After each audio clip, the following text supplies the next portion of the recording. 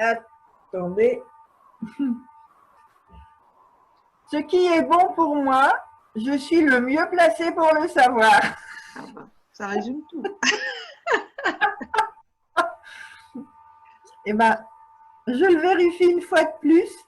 La devise vient boucler toutes les découvertes qu'on a faites jusque-là. Et ça arrive 98,5% du temps.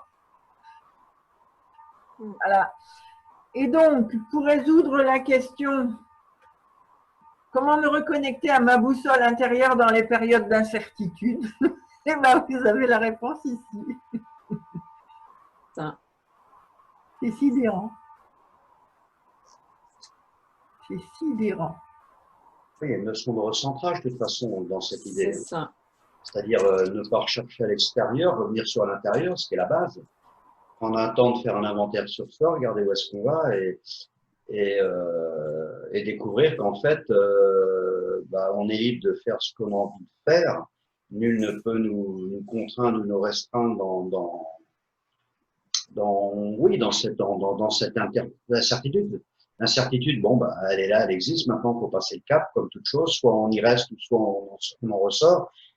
Et si on veut en sortir, comme une immense majorité des gens, c'est tout simplement de comprendre qu'il faut partir de soi, de soi-même, et puis avancer. C'est important. Et personne d'autre peut, hormis quand on est enfant, ce sera nos parents, ce sont nos parents qui nous disent ce qu'il y a à faire.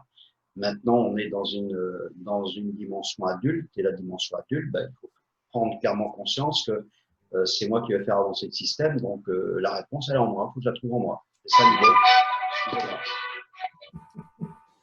Le maître a parlé. Il y en a qui sont d'accord.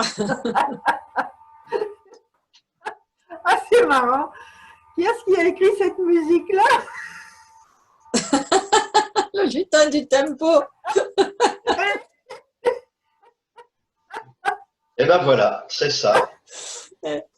Entre nous soit dit, le mien non plus n'était pas en silencieux. Et ben moi non plus.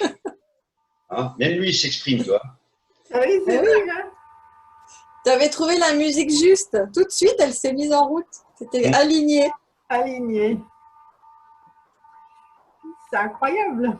Excellent. Donc voilà, nous avons de belles réponses pour résoudre cette question.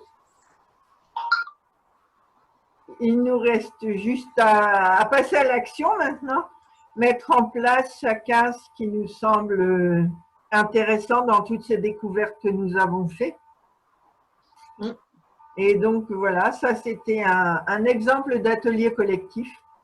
Et ces ateliers collectifs, on peut les mettre en place autant dans des associations quand il y a besoin de trouver un mode d'organisation qui est parfois pas évident à faire. Mais ça peut être entre divers collègues qui avons par exemple chacun une activité libérale et que nous cherchons à donner de l'expansion à notre activité. Ça peut être à l'intérieur d'une entreprise, ça peut être, voilà. À chaque fois qu'une synergie, la création d'une synergie d'équipe peut nous aider à nous stimuler pour nous mettre en action. Donc, voilà. Merci Martine, Sylvie et Dominique de vous être prêtés au jeu et au plaisir de nouvelles aventures. Alors, si vous avez envie, maintenant par la suite, je vous invite à rédiger le compte qui va vous permettre de vous ouvrir en grand l'autoroute du succès pour réaliser la réponse à cette question. Au plaisir. Merci. Eh bien. Au plaisir. Merci, au revoir.